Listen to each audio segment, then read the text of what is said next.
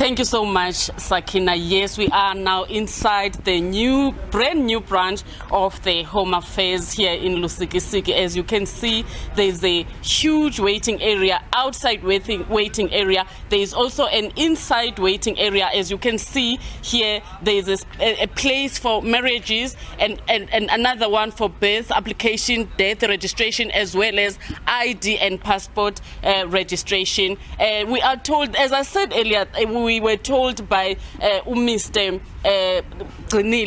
Mabulu that this brand new branch used to belong to the old prison, but they moved in and renovated it. It is now beautiful. We have seen so many people coming inside, and we are going to be talking to the Deputy Director General of the department, Mr. Thulani Mavuso, who earlier told us that there is a booking system in place now which is very efficient and is helping in making sure that people don't stand on long queues waiting for their turn to do their application. Mr. Mavuso, thank you very much. Let's talk first about the booking system.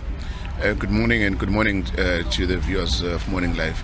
Indeed, what we conceptualized last year was the booking system that allows people to book a slot to come to the branch at their own convenience. This is actually applicable across the country. About 200 offices are able to do that now, because what we found is that people would sometimes come and say, but you know what, why don't you just allow us to make slots booking at a time where that's convenient to us.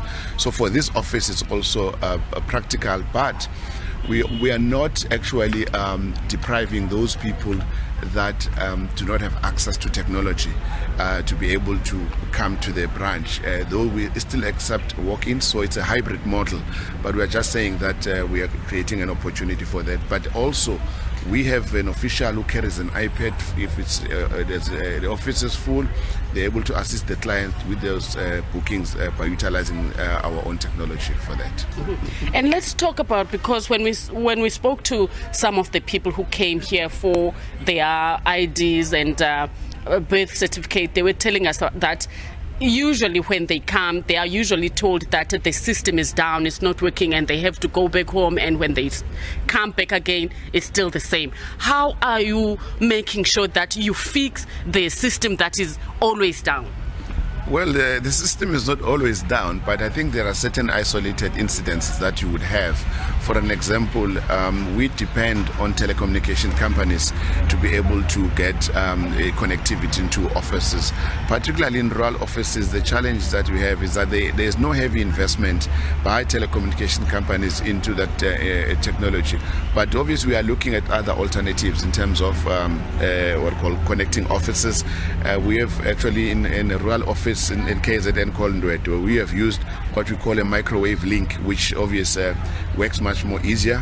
In this office also, we have not had much problems in terms of connectivity since we have opened it. We have tested the connectivity. I think the incidents that sometimes, if they are not office located but it's just a national outage, it's something that we are currently working on in terms of reviewing our architecture to see how our databases are connecting in order for us to ensure that we fuel offices to be able to service clients and have uninterrupted service into all our offices in the country. Something that is ongoing, but I think we are getting there.